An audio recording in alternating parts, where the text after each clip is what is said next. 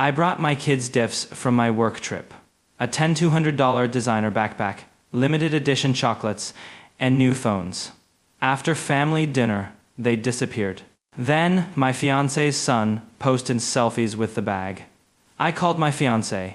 He liked it more, so I gave him everything. That's when I lost it. My name is Melvin, and when this happened, I was 36, overworked, overbooked, and still dumb enough to believe love could smooth over disrespect if I just kept being patient. I was a hair colorist at a luxury salon in Charlotte. That sounded glamorous to people who had never stood for 10 hours straight, while a woman in a cream cashmere set cried because her beige blonde looked emotionally flat. My job was half chemistry, half therapy, half standing under bright lights pretending I had not skipped lunch again. Yes, that was 3 halves. That was also how my life felt. I was good at my job because I stayed calm. A bride could panic over highlights. A client could accuse humidity of sabotage. A rich man could show me a photo of a movie star and ask if I could make him look expensive but approachable. I stayed calm through all of it. That skill was the only reason I did not throw a wine glass through my own kitchen window the night my fiancée told me she had given my children's gifts to her son, because, in her exact words, he liked it more. So I gave him everything. Everything. A $1,200 designer backpack I had bought for my daughter. Limited edition imported chocolates for my son. 2 new phones I had saved for, all that gone after dinner. And I did not find out because she confessed like a decent person. I found out because her son posted mirror selfies with the backpack like he had won it in a raffle for being the world's smudgiest teenager. That was the night my engagement ended. Not with shouting first, not with broken plates, not with one big movie speech. It ended with my daughter going quiet. My son saying exactly one savage thing at exactly the right moment, and me finally realizing I had not been building a blended family. I had been financing one. I had just gotten back from a 4-day work trip in New York. A hair industry work trip is not glamorous in the way people imagine. There are no rooftop martinis and no flirty little shopping montages where I spin in the mirror wearing a scarf and discover myself. It is mostly hotel conference rooms, heavily caffeinated educators, product demonstrations, and adults arguing with frightening sincerity over whether cool mushroom brunette is still peaking or starting to die. Still, it had been a good trip. I had picked up new techniques, booked 2 bridal referrals, and sold enough future color packages to justify the whole thing. I worked hard. I made good money, not private jet money, but enough that I could spoil my kids sometimes, without pretending it was reckless. And I liked doing that. I had 2 kids. Nolan, 14, sarcastic, smart, impossible to embarrass for long, and built like a hoodie with opinions. And Iris, 11, quiet, observant, and so careful with other people's feelings that it sometimes broke my heart to watch.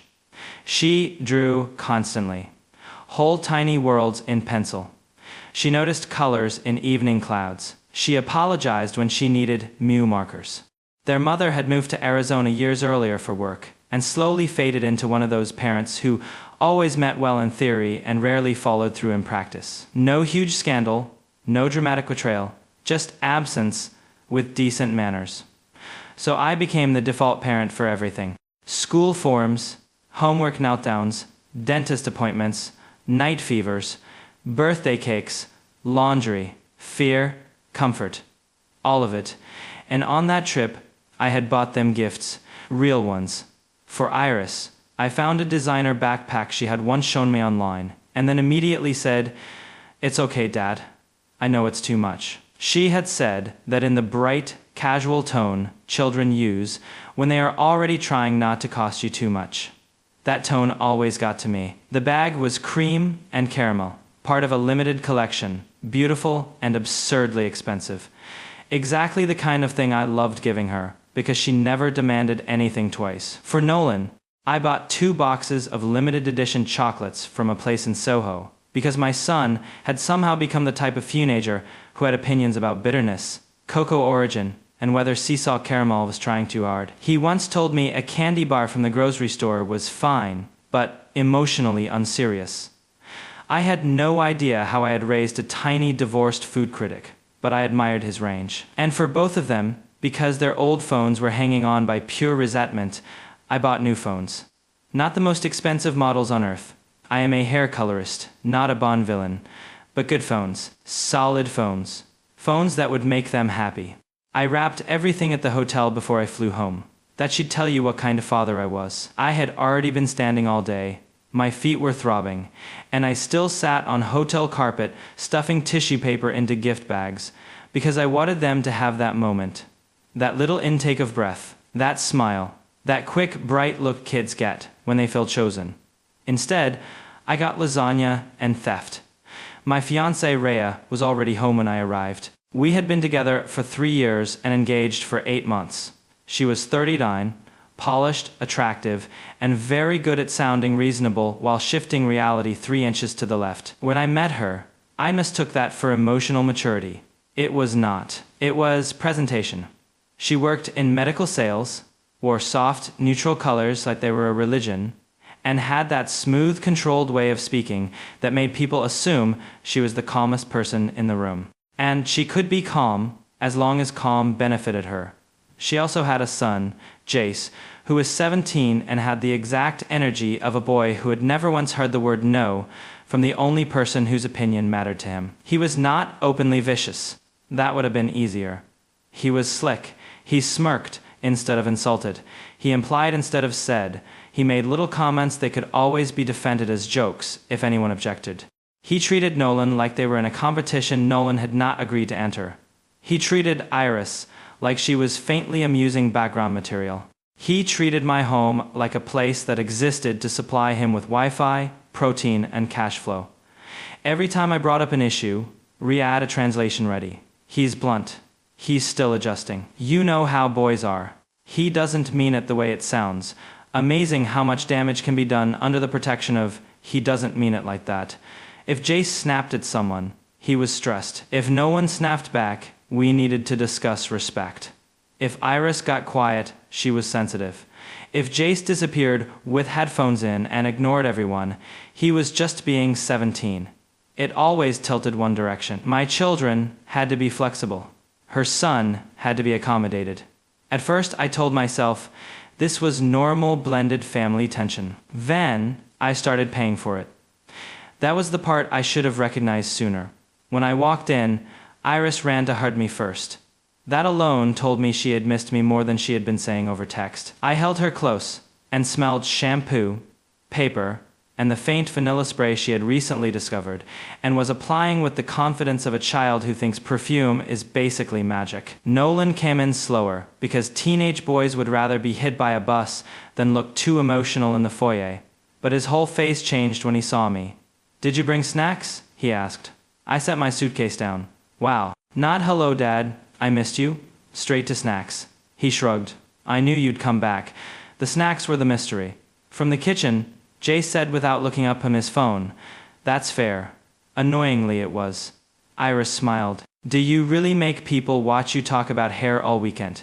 I put a hand over my heart. "First of all, other people talk about hair. I watch and judge.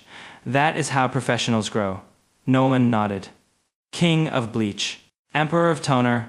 Duke of split ends." Jace snorted. Even Rhea smiled from the kitchen. For a few minutes, it felt normal. That was important, because part of why I had stayed as long as I had was that there were always moments like the quick, easy, almost family moments that made me doubt my own discomfort. I kept telling myself the tension was manageable, that every home had rough edges, that if I just kept steady, kept generous, kept mature, things would settle. The problem was that everything only stayed smooth when my children gave ground. If Nolan made a joke, he needed to watch his tone. If Jace made one, we all needed to lighten up. If Iris wanted something, we needed to think about fairness. If Jace wanted something, we needed to think about his confidence. And because I made more money than Rhea, those little fairness talks started drifting toward my wallet. At first, it was subtle. Could I cover more of the groceries for a while? Could I help with Jace's laptop since his school needed something stronger?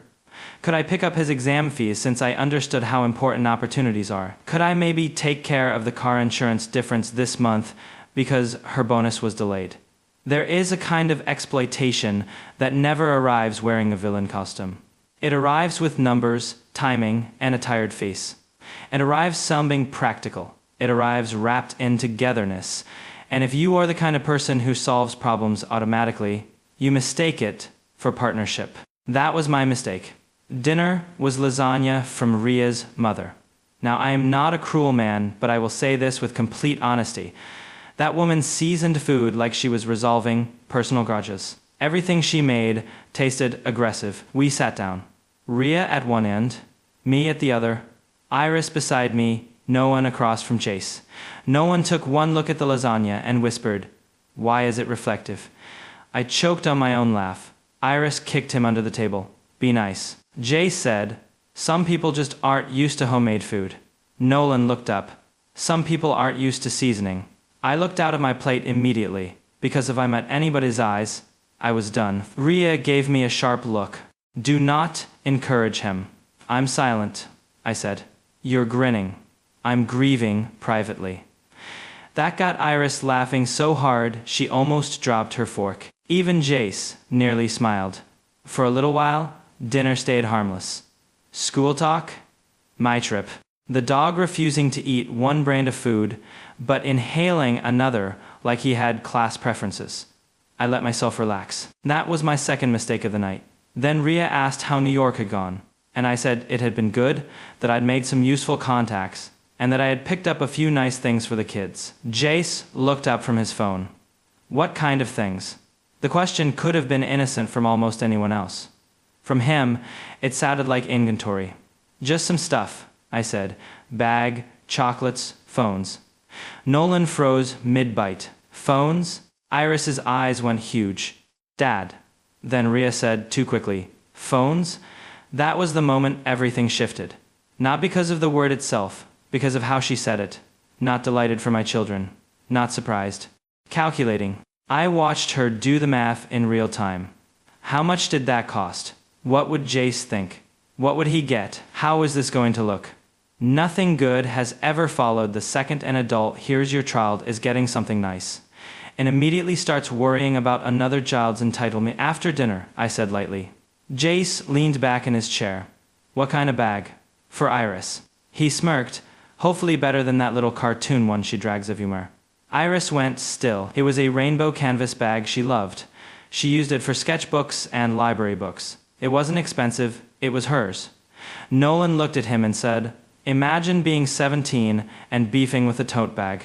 "Enough," Ria snapped, to Nolan. Of course, never to Jace. That was another tiny thing I had trained myself not to notice. Small things become systems if you leave them alone long enough. After dinner, I helped clear the table. That is one of my less glamorous flaws. Put me in a tense room near dirty dishes, and my body will start cleaning before my brain has finished processing betrayal. Iris went to feed the dog. Nolan took out the trash. Jace disappeared upstairs. Ria stayed in the kitchen with me. For a minute, it was just running water and the clink of plates. Then she said casually, "Phones?" I kept rinsing dishes. "Yes." "For both of them?" "Yes." "That's a lot." "It is.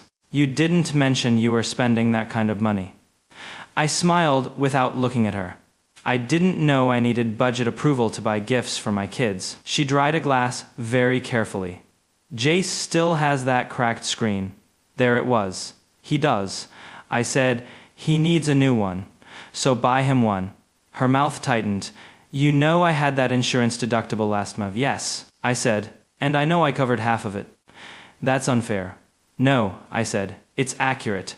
People who rely on your generosity hate hearing it described plainly. Accuracy sounds like accusation when they have been living on blurred lines." She set the towel down. "I'm just saying, it creates a weird dynamic. A weird dynamic is not created because a father buys gifts for his own children. If one kid gets nothing while the others get expensive things, yes, it does, then that kid's parent should handle it." She folded her arms. "I'm trying to build one family here." "No," I said. "You're trying to redistribute my parenting." That landed. Her face flattened. Then came her favorite fallback. You always assume the worst where Jace is concerned. I almost said, he keeps giving me material. Instead, I said, let's not do this tonight. She smiled that tight smile that never meant peace and always meant delayed dadage. Fine. Nobody has ever said fine like that and meant anything good. I went upstairs to get the gifts. My closet door was open. At first, that meant nothing. Closet's open. That is one of their defining talents. Then I looked at the shelf. Empty. The matte black gift bags were gone. All of them. I stood there for a second, trying to do the stupid hopeful mental check. Did I leave them in the car? No. Did I move them to the bathroom for some reason? No. Had I developed travel amnesia? Also no. I went back downstairs. Has anyone seen the gift bags from my closet? I asked. No one looked up from a couch. What gift bags? The ones I brought back. Iris frowned. Didn't you put them upstairs? I did. Rhea stepped out of the kitchen, drying her hands. What's wrong? The gift bags are gone. She blinked. Gone where? That is what I am asking. Jace came down the stairs right then, phone in hand, wearing an expression that was maybe supposed to read innocent, but mostly read rehearsed. My body knew before my brain admitted it. Jace, I said, did you go into my closet? He looked offended on cue. Why would I go into your closet? Because my kids' gifts are missing. He shrugged. Maybe they moved them. No one stood up immediately. We didn't touch anything. I didn't say you did. You literally just employed it. Enough, I snapped. Rhea stepped forward, all soothing voice and managerial posture. Everyone calm down. I'm sure there's an explanation. Then explain it, I said. She looked at me, then away. And right then my phone buzzed. Instagram notification from Jace's account. I almost ignored it. Then I opened it, and there he was. Mirror selfie in the upstairs hallway, my daughter's designer backpack over one shoulder, a smirk on his face like he had just signed with an agency. Second photo, one of Nolan's chocolate boxes open on his bed. Third photo, the phone boxes. Caption, when stepdad finally gets taste right. The room went silent. Not dramatic silent, real silent, the kind where everyone has heard the truth at once. Nolan stared at my phone. You have got to be kidding me. Iris didn't say anything. She just looked down. That was the worst part. Not the bag, not the caption, not even the theft. Her face, that quick collapse kids do when they understand they've just been publicly moved beneath someone else in the room. I looked at Jace, then at Rhea, and she actually said it. He liked it more, so I gave him everything. Like that explained anything. Like desire created ownership. Like my children were optional recipients of their own Nolan said, you gave him our stuff? Iris whispered. Why? That one word cut harder than yelling would have. Rhea made a small, impatient gesture. He was excited. I didn't think it was that serious. I turned to her very slowly. That serious? She opened her hands. Melvin, come on. I think she thought this was one of those moments she could narrate back into normal. A misunderstanding. A household bump. An unfortunate but manageable thing. It wasn't. Because in that moment I saw all of it. Every time my kids had been told to be understanding. Every time Jace had been excused. Every time money entered the room and somehow bent toward him. Every time Rhea had acted like my generosity was a household asset, instead of something I was choosing to give. This was not one bad decision. This was the clearest version of the truth. Bring me every item, I said. Jace laughed once. Relax. It's not that serious. Nolan took one step toward him and I put my arm out without even looking. No. Then to Jace. Upstairs. Everything. Now. He didn't move. He looked at his mother. That told me everything I needed to know about how things worked in that house when I wasn't directly watching. Rhea touched his arm. Melvin, don't make this bigger than it is. I looked at her. Bigger, I said. You stole gifts from my children, handed them to your son, and let him post about it online before my kids even saw them. In what universe is that small? He was excited. They were not yours to give. We're trying to blend this family. No, I said. You're using blending as a discount code. Even in the middle of that moment, Nolan made a noise that was half cough, half laugh. Jace rolled his eyes. It's literally just a bag. I turned to him. It is literally theft. I was going to share the chocolates. Nolan said. How generous of the burglar. Do not call him a burglar, Rhea snapped. He posted the evidence, Nolan shot back. At minimum, he's an influencer thief. I had to look away because if I made eye contact with my son right then, I would laugh and lose the little control I still had. Rhea tried another angle. Soft voice, hurt face, adult tone. I just didn't think it was fair for there to be such a huge difference. I looked at her. Difference? Yes, you brought expensive gifts for your kids and nothing for him. That sentence snapped something clean in me. Difference, I said, call now, is me paying 2/3 of the mortgage in this house. Difference is me covering groceries when your commissions dip. Difference is me paying for Jace's laptop upgrade, his senior trip deposit, his exam fees, and half your insurance deductible. Difference is me financing this whole setup and still being told my children need to make themselves smaller so your son never feels left out. Silence. Real silence. Money, once dragged into the light, ruins a lot of family theater. Rhea went pale. Jace looked stunned. Iris looked startled. Nolan just looked angry. I had never laid it out that plainly in front of all of them before. Maybe I should have, because children notice imbalance long before adults stop denying it. Rhea said, "You're throwing money in my face." "No," I said. "I'm removing the camouflage." The thing about financial exploitation is that it rarely begins with one obvious demand. It starts with little leaks, temporary help, short-term coverage, a few extras here and there, a bill one month, a deposit the next. A request phrased like an inconvenience to even ask. When Rhea and I moved in together, we agreed to split expenses proportionally. I made more. Fine. That was fair. Then came the add-ons. Jace needed a better laptop. Jace needed gas money. Jace needed a tutor. Jace needed senior photos. Jace needed new basketball shoes, because the other pair were not good enough. Jace needed money for a camp. Jace needed concert tickets, because all his friends were going. Meanwhile, Iris asks for watercolor paper like she was requesting surgery. Nolan mowed lawns to save for a monitor, and still asked me 3 times if it was okay to order it. One child had learned appetite. Mine were learning guilt. And every time I pushed back, Rhea had a line ready. "You know how important confidence is at his age. It's just this once.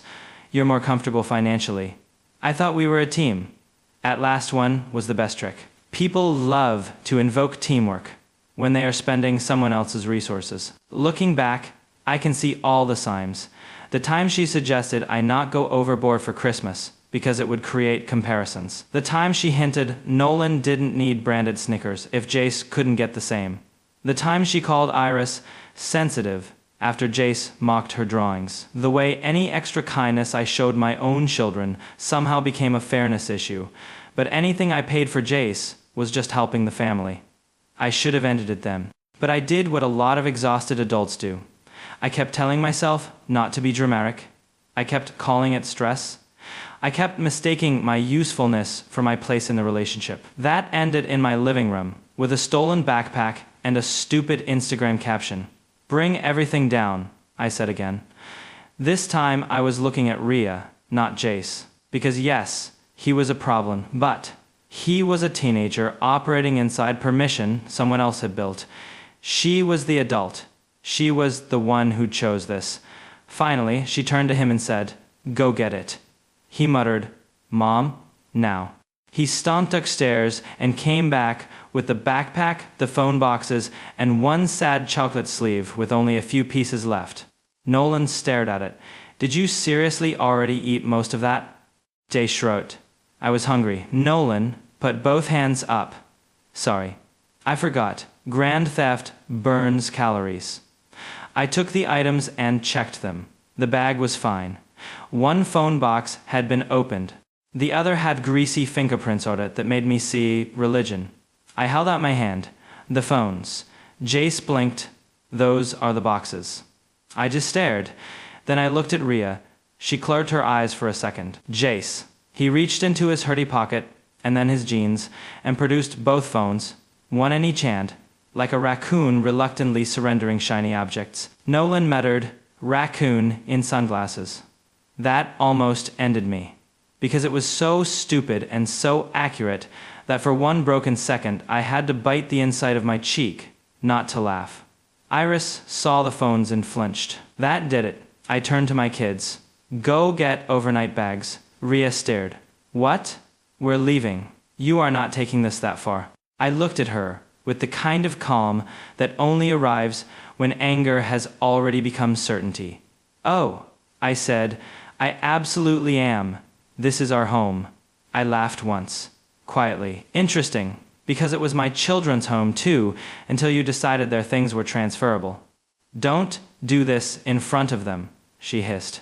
"Do what? React to the thing you just did in front of them?" Nolan was already moving. Iris followed without a word. Jace said, "This is insane." I looked at him.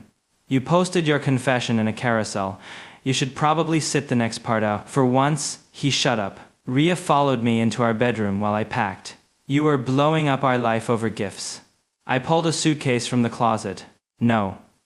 I'm ending a system that finally stopped pretending." "What is that supposed to mean?" "It means this is not about one night." She folded her arms. "You're being dramatic." I zipped a pocket and looked at her. "You gave my children's gifts to your son because he wanted them more." "You keep saying it like that. How else would you like me to say it?" She had no answer because there was no flattering version of what she'd done. "I made a mistake," she said. "No," I said. "You made a choice. It was one choice." I laughed then. "One?" And before she could answer, I gave her the list.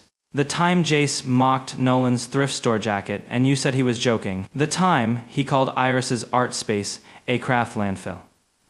The time you asked me not to overdo birthdays because it would make him feel bad. The time I paid for his laptop, his fees, his trip, and somehow still got told I was creating imbalance. The time you suggested I tone down Christmas for my own children because Jace notices things. That is not what I said. It is exactly what you said. You just dressed it up better. Her voice hardened. "So now I'm the villain." "No," I said. "Now you're visible." That hit. Then came the line I knew she would use. "You always turn money into power." I stopped folding and looked at her. There is a very specific kind of rage that comes from being used financially, and then accused of weaponizing money the first time you stop. "No," I said quietly. "I turn money into groceries, school fees, repairs, and roofs. Tonight, I'm turning it into a boundary." She stared. "What does that mean?" I pulled out my phone. I showed her. I sat on the edge of the bed, opened my banking app, and started making changes. The monthly transfer into our shared household account? Removed. The scheduled payment for Jace's summer enrichment program, which I had agreed to fund, canceled. The automatic contribution tied to groceries and utilities through my side? Paused. Not recklessly, not illegally, not with drama, just cleanly. Tap confirmation screen, done. Her face changed with each one. Melvin, tap, stop, tap. This affects everyone. I looked up. Yes, you can't do this because you're angry. I'm not doing it because I'm angry. Final confirmation. I'm doing it because I'm clear. I held up the phone so she could see the last screen. I'm not your backup thank, I said. And I won't fund a family that treats my children like optional members. That was the boundary. Simper. Calm. Long overdue. She looked shocked. Not heartbroken, not sorry. Shocked. Because the real emergency in her mind was access ending.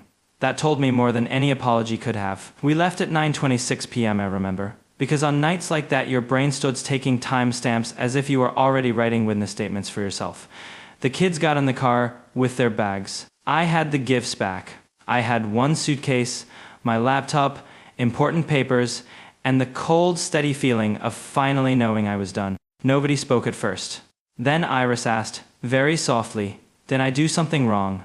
That question will split a parent open. No, I said immediately.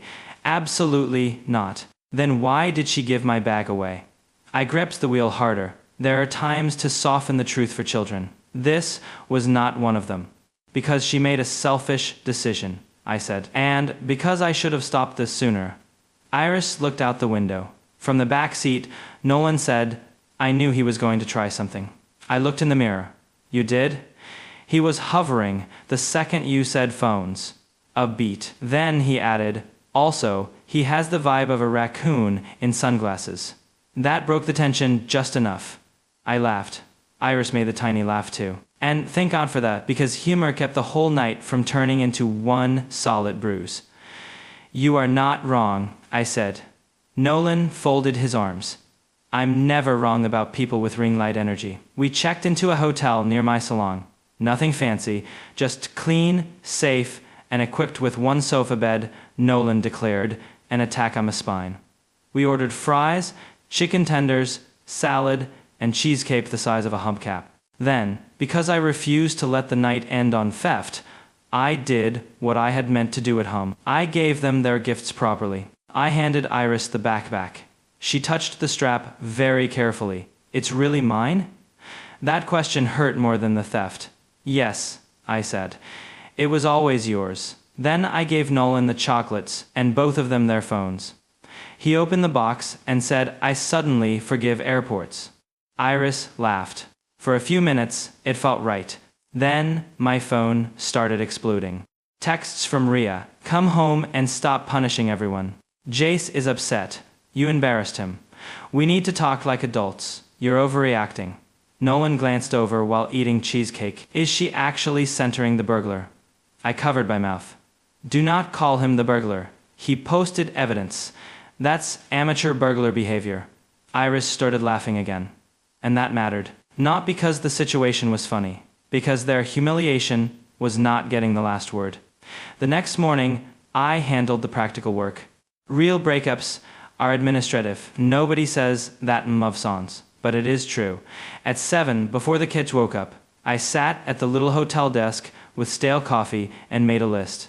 Attorney, shared account access, utilities, school contacts, phone lines, property retrieval, temporary rental. Then I started. I emailed an attorney I knew through a client. I called the bank. I rerouted my commission overflow. I changed passwords. I updated school emergency contacts. I made sure the new phones were fully under my account. I texted Ria one message. "I will communicate in writing for now. Do not contact the kids. Do not remove or destroy any of my property. I will arrange collection." That was it. She responded with a flood. Anger, guilt, pleading, self-pity. One of them actually said, "I can't believe you do this after everything we built." Built. Interesting word for a structure, balanced on my card information. Then her sister called. Then one of her friends. Then, unbelievably, Jace's mostly absent father, who had apparently discovered concern the second my money exited the story. I answered none of them. Around noon, my cousin Theo called. Every family needs a Theo.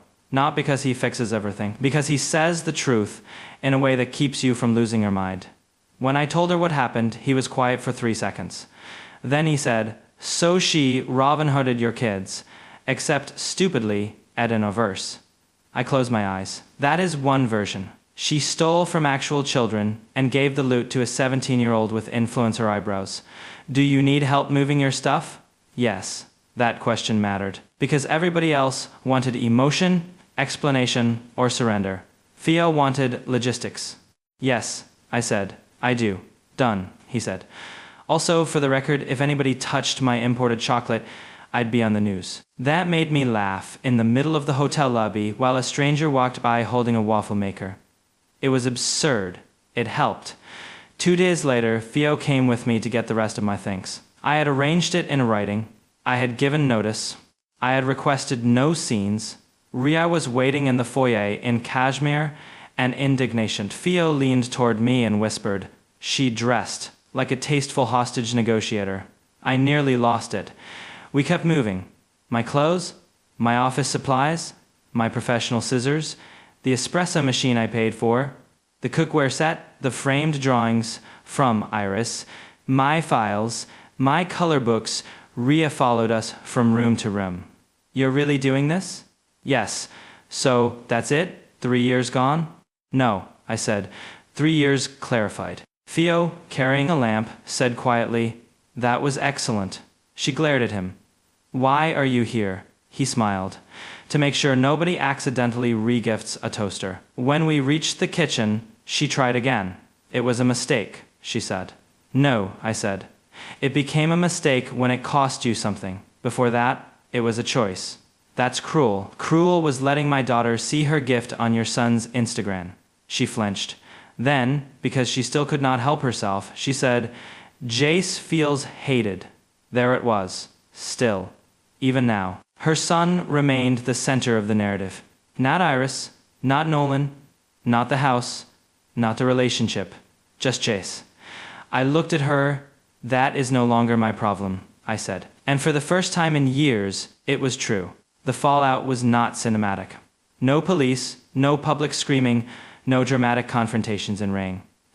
Real fallout is financial and exhausting. Rhea had to start covering what I had been quietly carrying.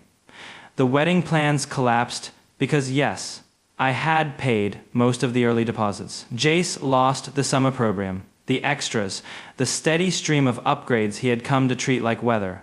The household shrank to the size it had always actually been able to support, and once that happened, the messages changed tone. At first, she was furious, then guilty, then practical. We can work this out. This is too permanent for one argument. The kids need stability.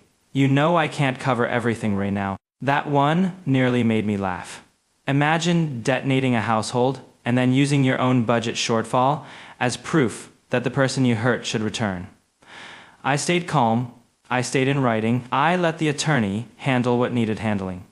And while the adults sorted paperwork, my kids adjusted faster than I did. That hurt in its own way, because children who adjust quickly to peace were carrying more stress than you knew. We rented a townhouse near my salon. It had beige carpet, slightly crooked blinds, and kitchen cabinets that looked tired enough to need emotional support. It was perfect, because it was ours. I let Iris choose her room first. Nolan got the bigger room and said, "At last, a kingdom built on emotional ruin." I said, "Do your homework." He said, "In my kingdom?" I said, "Especially there." Theo helped move furniture and declared flat-pack shelves, revenge disguised as home goods. There was laughter almost immediately. Not because we were fine, because relief makes people funny. The first Friday night there, I burned grilled cheese, dropped a bag of salad, and discovered the upstairs shower only worked if you turned the knob like you were disarming a ball. Nolan leaned in the doorway and said, "This place feels structurally unserious." I pointed a spatula at him. Pay rent or stop reviewing a property.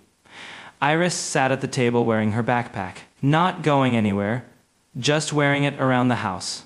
I pretended not to notice. Then she caught me smiling. "I just like it," she said. "I know." She hesitated, then asked, "Are you mad at me for not saying anything that night?" I sat down. "No," I said. "I'm mad at myself for not ending it sooner." She looked down. "I thought if I acted easy, people liked me more." That sentence nearly took me out. Because it was not about the bag, it was about the whole year, the whole house, the way children start shrinking when adults make affection conditional. I leaned closer. "The right people do not need you to be smaller to stay comfortable," I said. She nodded once. Then Nolan from the kitchen doorway said, "Also, for the record, anyone who steals your bag has terrible moral architecture." We both looked at him. He shrugged.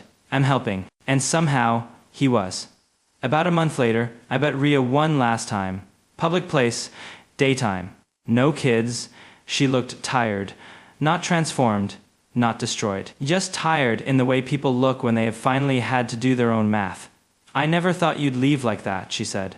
I stirred my coffee. "That was part of the problem."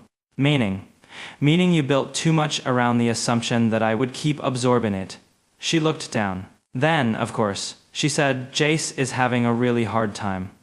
Even then. Still. I said, "I'm not discussing Jace before my children. You always make things black and white." I looked at her for a long second. Then I said, "You gave my children's gift to your son because he wanted them. It is black and white. You were the one trying to decorate it." That landed. I slid the final settlement summary across the table. House. Repayment terms. End of shared obligations. Clean. Then I said the sentence I should have found much earlier. I'm not your backup bank, I said, and I won't fund a family my games aren't fully part of. That was it. No speech, no tears, no performance, just a boundary and a calm voice. She signed later through counsel, and that was the end. The quiet closure came in October. Iris had an art show at school. Nothing fancy. Folding tables, fluorescent lights, stale cookies, parents trying to look interested in all children equally. Nolan came straight from practice. Theo came in a scarf that made him look like a substitute French teacher with unresolved opinions. Iris had a piece on display. At the center of it was a painted backpack, not exact, not branded, just unmistakably hers. Around it were stars, bits of tissue paper, pencil sketches, and small hands reaching back toward it. The title card said, "Things that came back to me." I had to walk away for a minute because I was not about to cry beside a tray of grocery store brownies under cafeteria lighting. When I came back, Nolan was standing beside the piece. He leaned toward me and said, "If Jace were here, he'd probably call this commentary on consumerism." Theo nodded solemnly, and he'd still be wrong. Iris rolled her eyes, but she was smiling. Then she slipped her arm through mine and stood there while people admired her work. None of them knew the whole story. They did not need to. The symbol was enough. Something taken, something returned. Something transformed by the person who survived it. That night, we got pizza and ate it on the floor, because I still had not bought a proper dining table. And nobody cared. Nolan raised his soda and said to not living with raccoons in sunglasses. Iris laughed so hard she snorted. I raised my slice and said, "To houses where your things stay yours." And that was it. Not revenge, not triumph. Just safety. Respect. The quiet miracle of not having to brace yourself in your own home. Looking back, I know a few things for sure. Money does not create entitlement, but it reveals it quickly. Children notice every time you ask them to swallow unfairness, so adults can keep pretending a situation is healthy. And the calmest boundary is often the strongest one, because it does not need applause. I did not need a louder exit. I needed a cleaner one. I also learned that humor matters, not because pain is funny. Because one ridiculous observation at the right moment can stop shame from becoming the only language in the room. My son, calling that boy a raccoon in sunglasses, saved part of that night. My daughter, wearing her backpack around the new townhouse like reclaimed territory, saved another part. And me, finally saying no in full sentences, saved the rest. So if this story has any value, it is this. Do not keep funding spaces that diminish your children. Do not confuse being useful with being loved. And never stay engaged to someone who thinks he liked it more is a valid transfer policy. That is not family. That is theft with better lighting.